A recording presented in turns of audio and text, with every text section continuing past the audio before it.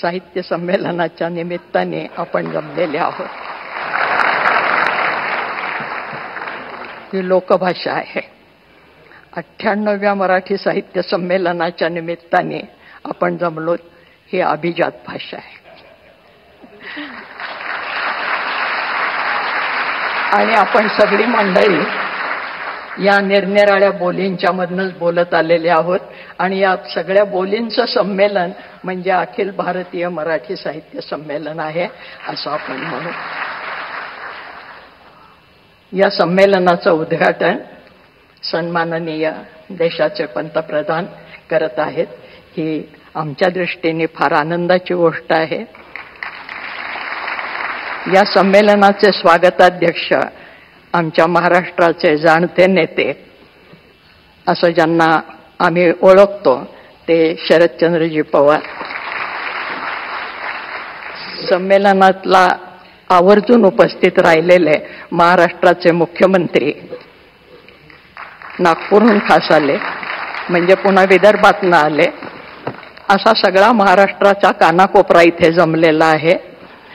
या अखिल भारतीय मराठी साहित्य संमेलन आयोजित करण्यासाठी आणि अध्यक्षीय निवड करण्यासाठी जी यंत्रणा आहे अखिल भारतीय मराठी महामंडळ, त्या महामंडळाच्या अध्यक्षा आमची मैत्रीण उषाताई तांबे, या संमेलनाचे पूर्वाध्यक्ष आणि आमचे सन्मित्र रवींद्र शोभणे, अशी ही सगळी या संमेलनाला मुद्दाम आम्हाला घरातनं आणून बोलवून इथपर्यंत स्वागत करणारे आणि मला इथपर्यंत सोडणारे या संमेलनाचे सगळे संयोजक संजयजी नहार आणि त्यांची सगळी टीम.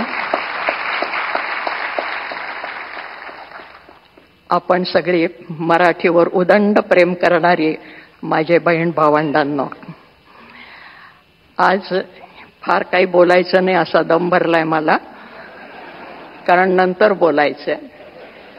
पण आपण आपल्या देशाच्या पंतप्रधानांना ज्या विठ्ठलाची मूर्ती दिली ती विठ्ठल रखुमाईची मूर्ती हे आमचं आराध्य दैवत आहे महाराष्ट्राचं आणि हे आमच्या उदार संस्कृतीचं प्रतीक आहे.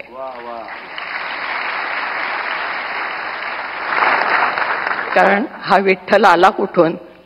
कानडावो विठ्ठलू कर्नाटको. कर्नाटकातनं आला, महाराष्ट्रामध्ये स्थिर झाला आणि आजही वारीसाठी जी मंडळी येतात ती नुसती मराठी मंडळी नसतात. महाराष्ट्र, कर्नाटक, तेलंगणापासून ही सगळी मंडळी विठ्ठलाकडे येत असतात. हा विठ्ठल कसा आहे? मराठी माणसासारखा साधा आहे, कष्टकरी माणसासारखा. कांबळ खांदी वाहन पायी डोईस मुंडासे, श्यामल रंगी सान रूपते साधेपण भासे. आत्ताच आपण मूर्ती पाहिली. गोऱ्या रंगाची त्याला हौस नाही, सावळाच आहे तो. आणि सावळा नुसता नाही, काळा सावळा आहे. महाराष्ट्राला जो रंग आहे त्या रंगाचाही अभिमान आहे. असा हा विठ्ठल, तो सर्वांना सामावून घेणारा. त्याचे भक्त जर तुम्ही पाहिले तर सर्व जाती जमातीचे भक्त त्याच्या पायाशी जाणारे आहेत. त्याच्यात सर्व व्यवसाय करणारी मंडळी आहेत, सुतारे, लोहारे, चांभारे, गावकुसा बाहेरची मंडळी आहेत. उच्चवर्णीय आमचे एकनाथ महाराज आहेत आणि सगळ्यांचे शिरोमणी ज्ञानेश्वर महाराज आहेत, ज्यांचं पसायदान आपण ऐकलं. या प्रत्येकाने या मराठीची स्तुती केलेली आहे हे आपल्याला माहीत आहे. माझा मराठाची बोल कवतुके परी अमृतातेही पैजा जिंके असं म्हणणारे ज्ञानेश्वर महाराज. संस्कृत भाषा दैव्य केली, प्राकृत काय चोरापासूनही आली असं ठणकावून सांगणारे आमचे एकनाथ महाराज. तेव्हा ही अभिजात मराठी झाली, त्याचं पायाभरण करणारी ही सगळी मंडळी आहेत. आणि ज्या वेळेला महाराष्ट्रामध्ये शिवाजी महाराजांनी राज्य स्थापन केलं त्याचे विश्लेषण करत असताना महाराष्ट्रामध्ये शिवाजी महाराजांनी राज्य कसं स्थापन केलं त्याचं विश्लेषण आमच्या न्यायमूर्ती महादेव गोविंद रानडे यांनी असं केलेलं आहे की संतांनी शिवाजी महाराजांच्यासाठी भूमी निर्माण केली होती. कारण मराठी भाषा जी टिकवली ती संतांनी टिकवली. भाषा ही प्रत्यक्ष जीवनात असावी लागते, कारण भाषा ही एक जैविक अशी गोष्ट आहे, जिवंत. जर भाषा बोलली तर ती जिवंत राहते, नुसती पुस्तकातनं आणि ग्रंथातनं ती जिवंत राहत नाही. म्हणून भाषा ही जैविक आहे आणि महाराष्ट्राला सातत्याने पांडुरंगाचं स्मरण मराठीतनं करायला लावणारी ही भाषा संतांनी जिवंत ठेवली आमच्या. आणि आमच्या या संतांच्या मध्ये मुद्दाम आवर्जून सांगते की मराठी साहित्याचा उगम कुठे झाला, अमुक साली शाळा निघाली आणि माणसं शिकायला लागली, हे आमचं आधुनिक पांडित्य झालं. ज्या दिवशी आईने पहिली ओवी आपल्या बाळाला म्हटली असेल त्या दिवशी मराठी भाषा जन्माला आली.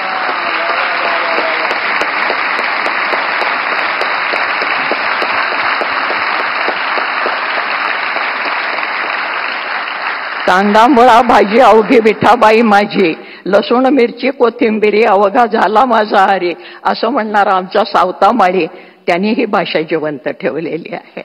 फार कशाला, जनाबाई मुक्ताबाई तर आपल्याला माहितीच आहेत की विठ्ठलाला आणि जनाबाई बरोबर दळायला लागला, कांडायला लागला, पाणी भरायला लागला. जनी बैसली नाही आला पाणी नाही सणाला, मुद्दाम बोली भाषेत सांगते. जनी बैसली नाही आला पाणी नाही सणाला, हाती घेऊन घागरी देव निघाले तातडी, जनाबाईला आंघोळ घालायला.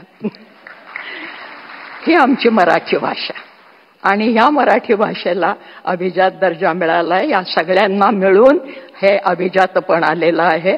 जास्त आत्ता बोलत नाही, पण आमचा हा विठू सगळ्यांना आपल्या पदराखाली घेणारा आहे, आपल्या सावलीखाली घेणारा आहे.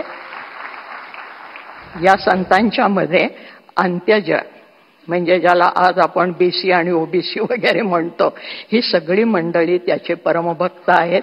हे कुठल्याही शाळेत शिकले नाहीत, त्यांना कोणीही शिकवलं नाही आणि तरी सुद्धा ते मराठीमध्ये काव्य करत होते. याचा अर्थ मराठी फक्त लिखितमध्ये नाही, ती बोलीतनं निर्माण झाली, बोलीमधनं पसरली आणि म्हणून शिवाजी महाराजांना खेड्यापाड्यातले मावळे मिळाले. भाषा ही जिवंत राहिली त्यांच्यामुळे. आणि भाषा हे संस्कृतीचं बलस्थान असतं. कुठलीही भाषा आजही जगाच्या पाठीवर कुठे हिंडत असलो, आणखीन मराठी शब्द ऐकायला आला तर आपण चमकून बघायला लागतो, तुम्ही नागपूरचे का, तुम्ही महाराष्ट्रातले का. तर हे भाषेचं आपलेपण निर्माण करणारी, भाषा ही जोडणारी गोष्ट असायला पाहिजे, तोडणारी नाही.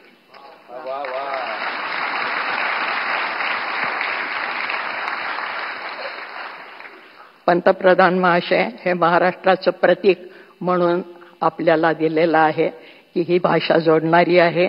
याच्यापेक्षा आत्ता मी जास्त बोलत नाही, कारण संत साहित्याने आम्हाला शिकवलंय.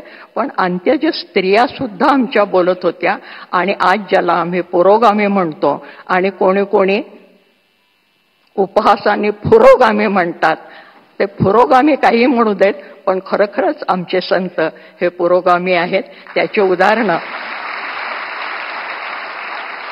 जात पात पक्ष पंथ स्त्री पुरुष भेदाच्या पलीकडे.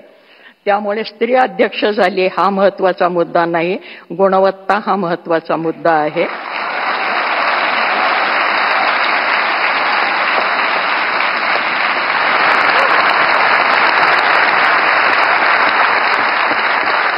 आणि म्हणून दिल्लीचं तख्त राखणारा महाराष्ट्र माझा हा साहित्यातनं जिवंत राहिलेला आहे, कर्तबगारीतनं जिवंत राहिलेला आहे. ज्या ठिकाणी संमेलन होतं आहे त्या ठिकाणी मराठी माणसांनी एकदा छावणी टाकलेली आहे. हा सगळा इतिहास आपल्याला माहिती आहे. या संमेलनाचा 70 वर्षापूर्वी जे लक्ष्मण शास्त्री जोशी अध्यक्ष होते, त्यांना मी गुरुस्थानी मानते. त्यांचा सहवास मला काही काळ लाभला, त्यांच्याबरोबर मी काही काळ काम केलं विश्वकोशामध्ये, याचाही मला अभिमान आहे. त्या काळामध्ये जे काकासाहेब गाडगीळ साहित्य संमेलनाचे स्वागताध्यक्ष होते आणि आज पुन्हा महाराष्ट्राचे शरदचंद्रजी पवार आहेत, तर ते काकासाहेब गाडगिळांच्या नावाने मला नुकताच एक पुरस्कार त्यांच्या नातवांनी सांगलीला आणून दिला घरामध्ये, अनंतराव गाडगिळांनी. आणि कदाचित शरद भाऊंच्या लक्षात नसेल, परंतु त्यांच्या राष्ट्रवादीने एकेकाळी माझी मुलाखत घेतली होती आणि त्यानंतर त्यांचं कुठेतरी भाषण झालं. त्यावेळेस त्यांनी सांगितलं होतं की महाराष्ट्रामध्ये अजून कोण साहित्य संमेलनाचे अध्यक्ष व्हायला पाहिजेत. ती जी काही 5-6 नावं घेतली होती त्यात एक माझं नाव होतं, ते छापलेलं अजून माझ्याकडे आहे. आज असा गंमतशीर योगायोग आलेला आहे की ज्यांना मी गुरुस्थानी मानते ते शास्त्री बुवा म्हणजे जोशीजी, लक्ष्मण शास्त्री जोशी यांच्या जाग्यावर मला उभं राहण्याचं भाग्य मिळालं.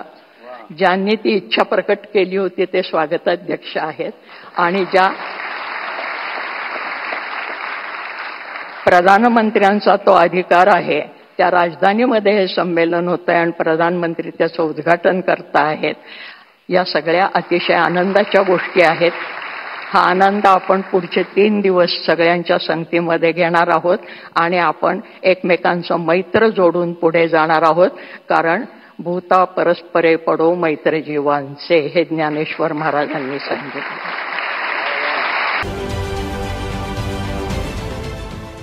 देश विदेशातील प्रत्येक घडामोडींचे लाईव्ह अपडेट मिळवण्यासाठी आता साम टीव्हीच्या सर्व सोशल मीडिया प्लॅटफॉर्मला लाईक, फॉलो आणि सबस्क्राईब करा. तसंच सर्व नोटिफिकेशनसाठी बेल आयकॉन प्रेस करायला विसरू नका.